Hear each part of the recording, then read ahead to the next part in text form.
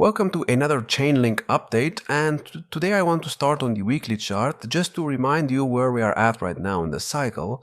So in the previous cycle we went up in 5 waves to form a first wave move to the upside.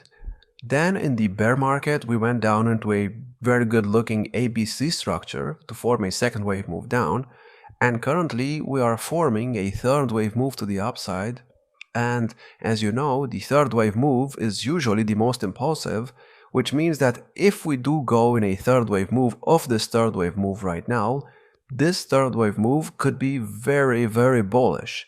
We already went up in a 1-2 setup, as you can see, and we respected the support levels. So, I see no reason why we would not go in the third wave move right here. And, if you want to compare this move to the move that happened in the previous cycle, as you can see, the third wave move high right here went way above the 4.618 level of the first wave low and the first wave high. And I mean, who's to say that we will not do this again? If that's the case, if we do this again, then the third wave right here could realistically go above $87 and maybe even to like $143 or so before we drop in the fourth wave move to the upside, because do not forget, this is a main third wave move to the upside and there's a lot of potential for the price to just explode right now. Do not forget, we held support levels, we did not invalidate the 1-2 setup, and things are looking very good.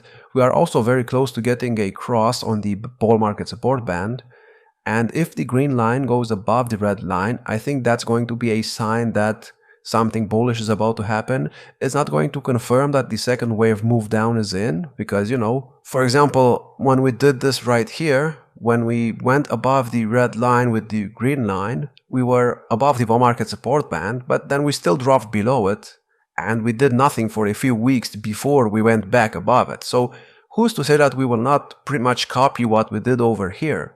Of course, that's not guaranteed, but, it's something that you need to be aware of. Now let me go on the 1-hour chart for a bit. Currently we are in a third wave move up, so after hopefully bottoming in the second wave move down right here, we formed a 1-2 setup, and then we formed another 1-2 setup, and now we are in a third wave move of this 1-2 setup right here, well actually in a fourth wave move, and I'm expecting a fifth wave move to the upside, and this fifth wave move will complete the third wave moves of the green one right here, of this 1-2 setup that we got right here. And we almost got to the 200% extension right here in the third wave, but we did not really manage to touch it, which is a bit concerning because, I wanted the price to get to that level in the third wave, but it didn't. So let's hope the fifth wave can manage to at least break above that and get to maybe the, let's say, 2.272 level, which is at about $13.5. So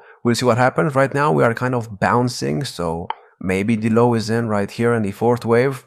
I cannot confirm that right now, but if we do get above this high right here at $12.70, that's going to confirm that the low is in. And if we do go in the fifth wave right here, we might try going above the bull market support band. As you can see, we are very close to it, and we actually tested it multiple times. Here we even went above it, and not many altcoins did this, so this is kind of bullish. And then of course we got rejected by it, we went below it again, we tested it again right here, we got rejected again, and we put in another lower low right here. So if we do get rejected by the bull market support band again, I think we'll go down again in a second wave move down, and we will go below $7 and whatever this is. So this is about $8.10. And if we do keep putting in lower lows, that's not really bullish, because do not forget, the invalidation zone for the first wave move to the upside is at about $5. So if we get below $5, that's not going to be good, because we'll put in another bear market low and the structure will change a lot and it's not going to be bullish. I also want to go on the weekly chart, and I want you to check out the RSI. So as you can see, we got rejected by the yellow line again right here, and if we do not manage to break above the yellow line on the RSI soon, then maybe we'll just keep putting in lower lows, because as you can see, we tested it like 5 times already, and we did not manage to get above it, so keep that in mind. But also, as you can see, the RSI went down quite a lot. It went from about 82 to 38, but the price action was not as dramatic as the RSI price action. So, maybe this is actually bullish. And I think that if we do go above the yellow line on the RSI, that's pretty much going to confirm that the low is in if we close above it for like 4 weeks or so. Now, I also want to talk about Bitcoin dominance for a second because we are expecting a third wave move to the upside right here, and in order for this third wave move to the upside to be possible, we kind of need an altcoin season because, Chainlink cannot go up like 1000% without Bitcoin dominance dropping a lot. So let's go on that chart. As you can see, in the previous cycle, the Bitcoin dominance went to about, almost 75%, which is the 0.618 extension of the previous all-time high and the bear market low. And then we got an altcoin season right here. And this altcoin season was very, very fast. It lasted about 4 months, and during that time, Bitcoin dominance went down like 46%. So who's to say that this will not happen again? Right now, Bitcoin dominance is very close to the 0.618 extension, which is at 60%, so I think we will top very soon, and then after that, I think that's when the altcoin season will happen. Now, I don't know when we will top. We might top in September, we might top in October. I have no idea when we will do it, but we should top by the end of the year. Of course, we can go above the 0.618 level. It is possible that we go to like 62%. It is also possible that we do not touch the resistance level and that we only go to like 59%. So nobody knows where Bitcoin dominance will go, but let's say it tops like at exactly 60%. After that, I think we will pretty much repeat what we did right here because, charts cannot go up forever and they need to go down at some point. And if we do repeat what happened over here, as you can see, this drop took 140 days and it dropped about 45%. Let's say in this cycle it only drops like 34% or 35%. If we drop 35%, let's say we top on October 7th or something, if we drop 35% in 140 days, then Bitcoin dominance should be at like 39% by February of next year. And what does that mean? Well, the third wave of many altcoins, for example, even ADA should go in a third wave right now, Uniswap as well, Near, Dogecoin, AVAX, VeChain, Jasmy Coin, and of course Render, they all need to go in a third wave move to the upside. So if we top by October on the Bitcoin dominance chart, maybe it's safe to say that we will get to the third wave target zones on the altcoins by February of next year. Now, of course, that's not guaranteed, and maybe Bitcoin dominance will top in December.